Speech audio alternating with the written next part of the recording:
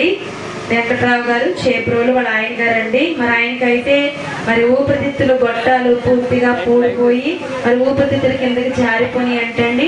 మరి సమయంలో డాక్టర్లు అయితే మా వల్ల కాదు, మేము వైద్యం చేసినా మరి 50-50 ఛాన్స్ మేము చెప్పలేమన్నారంటండి.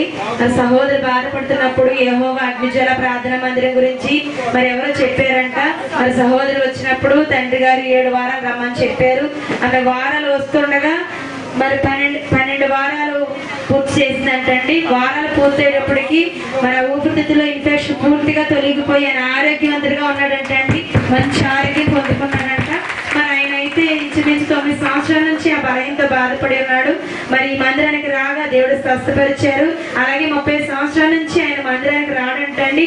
ఈమె పిలిచినా కూడా మరి మందిరానికి రాను అనేవాడంట. ఇక్కడ ఆమె అడుగు పెట్టి కానించి ఆమెతో పాటు 3 వారాలు బట్టి మందిరానికి వస్తున్నాడంటండి. ఆయన అంతా ఆయన ప్రార్థన చేస్తున్నాడంట. దేవుడు సాక్షి దీవించిన గాక.